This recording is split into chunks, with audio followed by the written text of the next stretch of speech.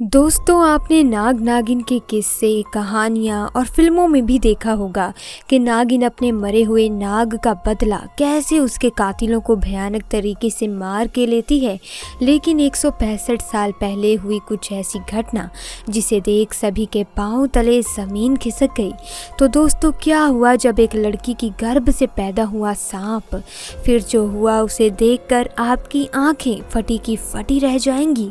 दोस्तों, एक औरत इंसान को जन्म देती है और अपनी पीढ़ी को आगे बढ़ाती है, लेकिन क्या आपने किसी इंसान के शरीर से किसी सांप को पैदा होते देखा है या फिर सुना है? रूह कँपा देने वाली ये घटना काल्पनिक नहीं बल्कि एक सच्ची घटना है, और एक इंसान ने जिसने सांप को जन्म दिया, और जब भी कोई उसे मारता तो वे सांप उसे दिखाई नहीं देता। ये असंभव लगता है, शायद आप भी यही कहेंगे, लेकिन ये बात आप हिमालय के मंडी जिले के स्थित देव पशाकोट के आसपास के लोगों से पूछेंगे तो उनका जवाब सुनकर आपके पैरों तले ज़मीन खिसक जाएगी, क्योंकि उनका जवाब होगा जी हाँ, ऐसा ही हुआ है। कमाल की बात तो ये है कि यहाँ आपको कुछ ऐसी भी बातें सुनने को मिलेंगी जिन्हें जानकर आप शायद यकीन न करें, लेकिन जो कुछ भी उनका मानना है वे शुरू से आखिर तक जानेंगे तो आप भी इस बात को मानने के लिए मजबूर हो जाएंगे और चमत्कार के आगे सर झुका देंगे।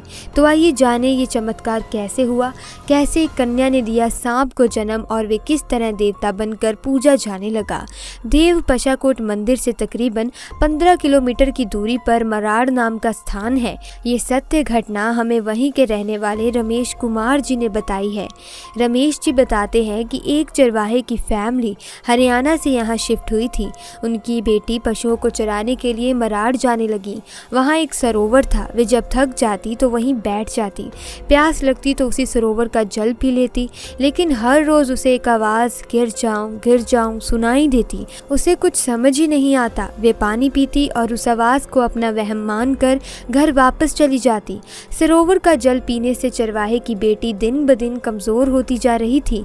एक दिन उसकी माँ ने पूछा कि आखिर क्या हुआ है जो वे इतनी कमज़ोर होती जा रही है। तब उसने सरोवर के जल की घटना सुनाई। इस पर उसकी माँ ने कहा कि जब इस बार उसे गिर जाऊं की आवाज़ सुनाई दे तब वे कह ही दे गिर जाओ।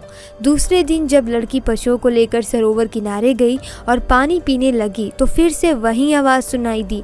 तब उसने माँ के कहे अनुसार कह दिया गिर जाओ। जैसे ही उस लड़की ने कहा कि गिर जाओ तो नदी के किनारे स्थित पहाड़ तुरंत ही गिर गया। इसके बाद जमकर बारिश हुई और वे लड़की वहां से गायब हो गई और पानी में बहती हुई टिकना पहुंची। वर्तमान में इसी स्थान पर पशाकोट देवता का मंदिर है। कहते हैं कि पशाकोट देव ने उस लड़की से विवाह कर लिया। काफ़ी वक्त बीत गया तो वे अपने मायके मराड़ गई, जहाँ पर उसे सांपों को जन्म दिया।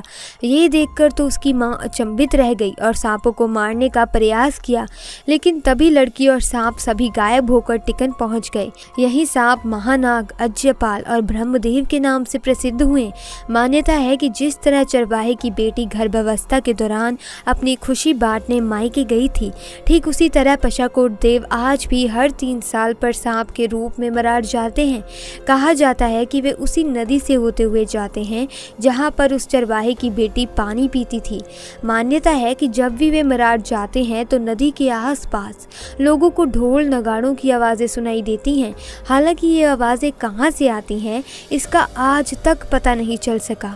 हर 3 साल पर देव पशाकोट की यात्रा निकलती है जो कि मराड़ जाती है। मान्यता है कि इसमें गाँव के प्रत्येक घर से किसी न किसी सदस्य का शामिल होना बेहद ज़रूरी होता है। लोग इस यात्रा में शामिल होकर पशाकोट को प्रणाम करके मन्नतों का धागा बांधते हैं।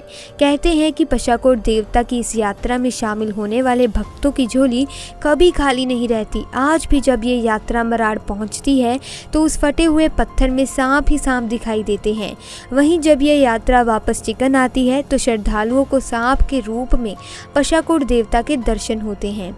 दोस्तों, अगर वीडियो पसंद आई तो वीडियो को लाइक करें और इसी तरह की वीडियोस देखने के लिए हमारे चैनल को सब्सक्राइब करना ना भूलें। मिलेंगे अगली वीडियो में नई घटना के साथ। तब तक के लिए आपका बहुत बहुत धन्यवाद।